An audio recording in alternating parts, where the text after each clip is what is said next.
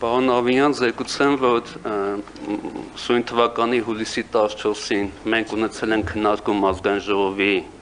ֆինանսավարական եւ բյուջետային հարցերի մշտական հանձնաժողովում, հանձնաժողովի նախագահ պարոն Պապայանի նախագահությամբ քաղաքապետարանին պարտատոմսեր թողարկելու հնարավորության համար մշակված օրենսդրական փաթեթի վերաբերյալ քննարկման արդյունքներով մենք ներկայացրել ենք արկա խնդիրները,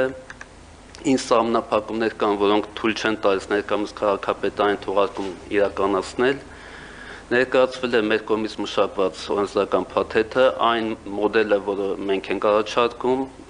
իր սահմանափակումներով եւ ռիսկերի մեղման մեխանիզմներով, քննարկման արդյունքներից ելնելով առաջարկվել է որոշակի փոփոխություններ կատարել մեր կողմից ներկայացված փաթեթում եւ մեր համար նախանշված ցանիշը, որը 10 միլիարդի կարգի է, մենք նվազեցրել ենք մինչեւ 5 միլիարդ։ Քննարկման արդյունքներից ելնելով օրենսդրական փոփոխությունների փաթեթը խմբագրվել է, քաղաքապետարան ներքին ընթացակարգով ունեցել ենք քննարկում պարոն Հովհաննիսյանի մոտ, դրանից հետո արդեն համաձայնեցված նախագիծը ներկայացվել է անպատասխան վարչություն շրջանառություն կազմակերպելու համար։ Շնորհակալ եմ, պարոն Ջհանգիրյան, իրականում մեծ ծրագրերի համար պետք է նաև համապատասխան միջոցներ եւ միջոցներ ներգրավելու տարբերակներից մեկը իհարկե պարտքային գործիքների զարգացումն է, որը կարելի է ասել գրեթե տենց զրոյական մակարդակից մի փոքր ավել է տարբերվում, ցավոք սրտի, եւ այն կարողությունները, որ պետք է զարգացներ Երևան քաղաքը,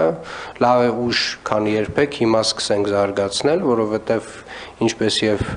յուրաքանչյուր մեծ տնտեսություն, Երևան քաղաքը, Երևանի քաղաքապետարանը պետք է կարողանա պարտքային գործիքներով ֆինանսական միջոցներ ներգրավել, որպեսզի կառուցի նույն գոյուղագծերը, նույն մանկապարտեզները, նույն պոլիկլինիկաները, նույն ճանապարհները,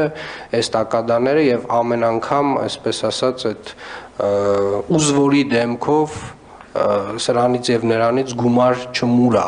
որովհետեւ Երևան քաղաքը ունի այդ կարողությունը եւ այդ հնարավորությունը պետք է օգտագործի։ Ասեմ ավելին, այն ծրագրերը, որոնք որ մենք նախանշել ենք, իրապես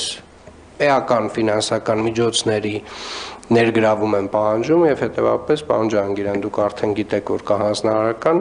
էականորեն սեփական միջոցների վերաբերյալ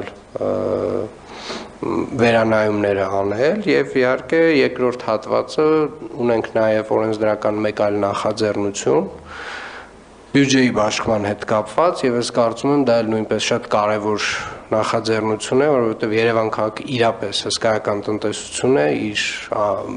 մեծ ծավալի արդեն հնացող ենթակառուցվածքներով, որոնք որ փոխարինման կարիք ունեն եւ մենք վստահաբար գալիք հնգամյակում այդ բոլոր ծրագրերի,